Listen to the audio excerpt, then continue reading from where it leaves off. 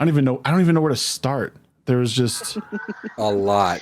It's been a busy week. Okay, we'll start with this because recently I was on vacation and I'll give a quick story about like my trip.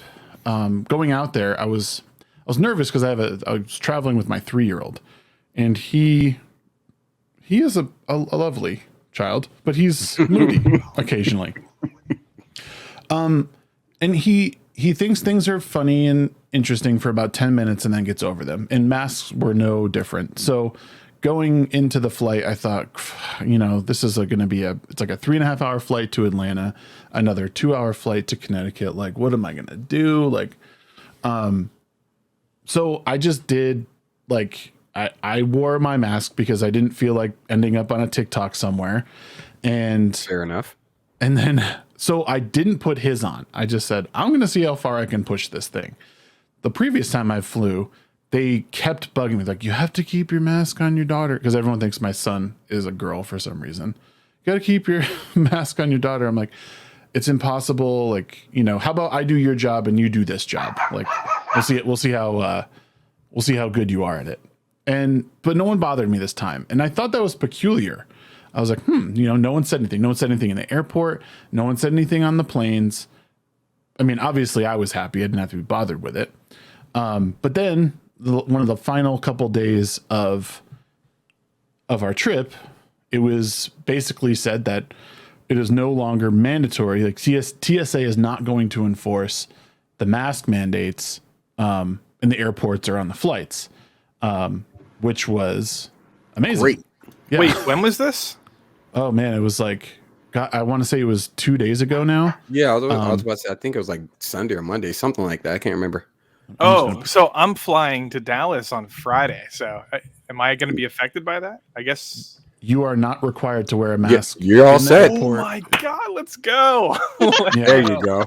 I'm hyped. So, but of course, there's people like Valerie Jarrett here who still, think they know more, or it just comes down to like, do what you want to do. And there was plenty of people on the flight that still chose to wear a mask.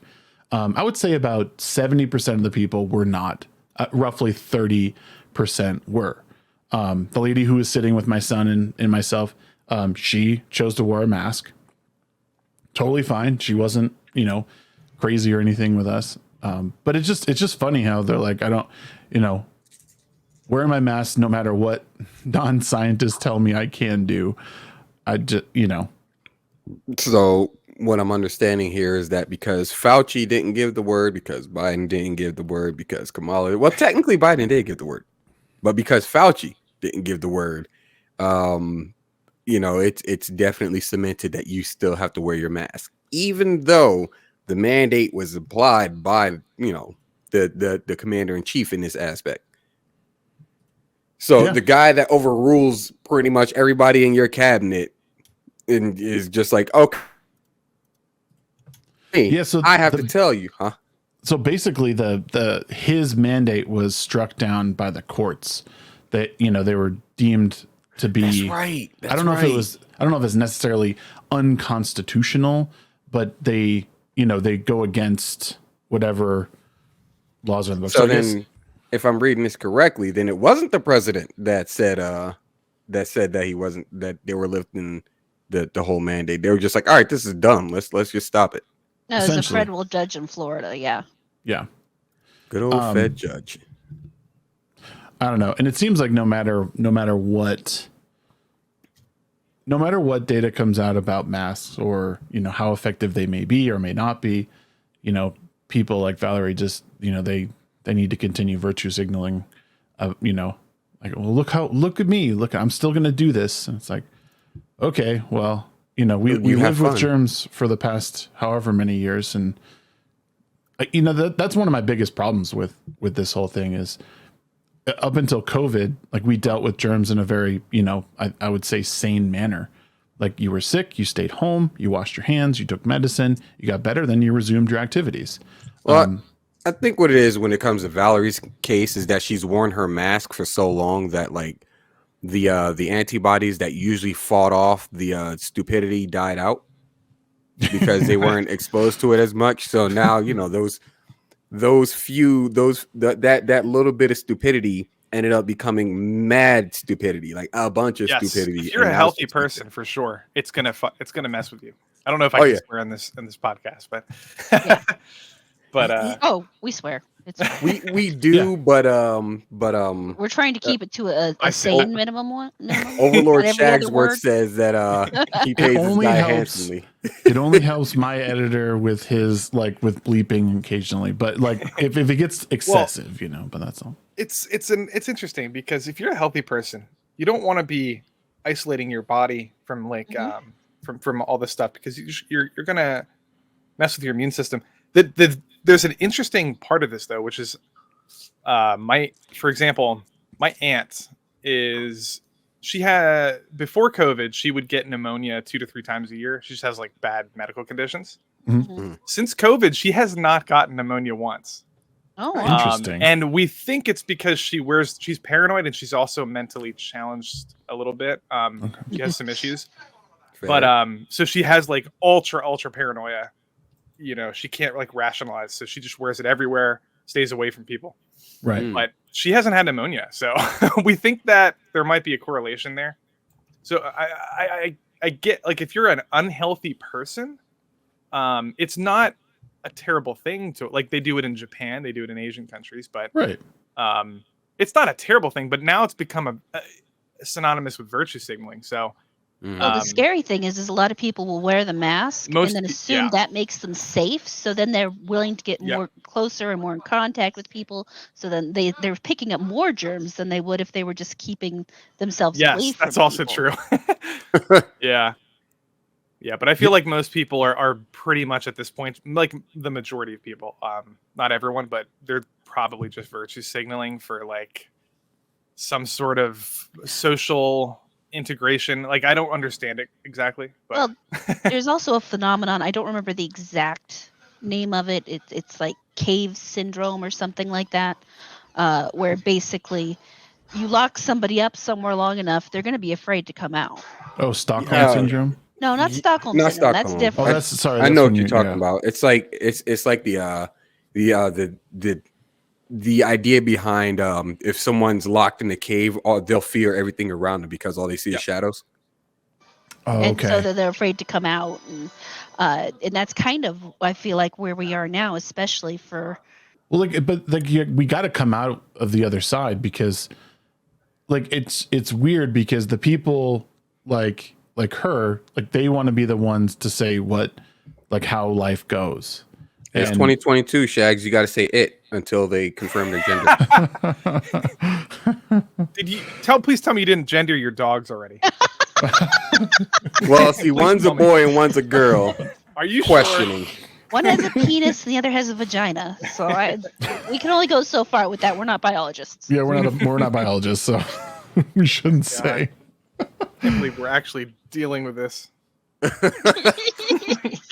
I mean, it's fuck. What's funny is I think ultimately it's the explanation's it's easy, but it's difficult. To me, it's this cultural erosion game, right? They're trying to make men weak. They're trying to make women like men, and all this stuff kind of leads to the same thing, this divide and conquer. And ultimately, the way you're going to control people is by just making them feel worthless and completely separated from the herd, right? Just isolating people, this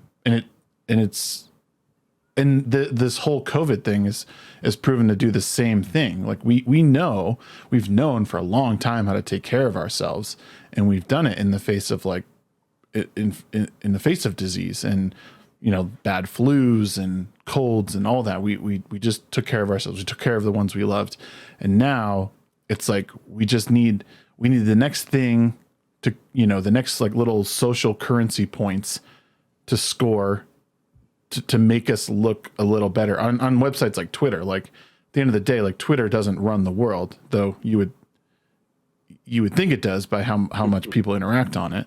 Right. But yeah, it it doesn't. It really depends, because Elon Musk he has like tectonic shifts in with some of his tweets, but like he's very influential. He can move stock markets, but the majority of people on Twitter are kind of like very niche with their political views. But yeah, I just worry when I see stuff like this. Just worries me in the long run. Like, well, how do we get back on track? How do we? I hate using things like how do we get back to the normal way? Like, I don't know if that's a possibility. But I want people to just use their heads. Like, just use your head. Like, what are you doing, lady? Like, if you want to wear your mask, wear your mask. You don't need to jump on Twitter with your check mark and make a big stink. Like, it doesn't say that like you're required to not wear a mask. It just says he does have a check mark. I didn't even notice that. The check mark is so freaking useless to me. Like, at least until I get one, then I'm like, oh, this is the greatest thing. I thought the same thing. Like, I don't know what I would do, but it's embarrassing. It really is embarrassing. Anyone who has profile pictures with their masks on, I don't think I would like them in real life. Like, that's how bad it is. Simply. Unless it's one of those joke masks, then maybe. Yeah, that's true. I spent the whole time going out in a mask that's one of the Mike Rowe masks that said "Safety Third." So Nice. I had Star Wars masks. The problem is, go ahead. If you don't have an N95, or if you don't have a surgical whatever I guess it's an N95, you're not doing anything at all. Like, you're literally not doing anything because the studies are at this point. The studies were out 6 months ago. I think Bangladesh was the first big study where they came out and said cloth masks compared to like nothing at all is like a 0.2% difference. Right. And then they had like the N95 masks were like a much bigger like decrease in COVID spread. Mm-hmm. So anyone sending their kids to a school with a cloth Scooby-Doo mask, essentially they're just like making it harder for their kids to breathe, and that's the extent of what they're doing. They're not protecting them at all. I'll give it to Valerie. It's child abuse, but that's right. No. We drove by some kids walking down the street. You know, they're walking on the sidewalk in the middle of. Oh yeah, Valerie had an N95. Fresh air, and they're both wearing masks, and I'm like, what are those parents doing to their children? Yep.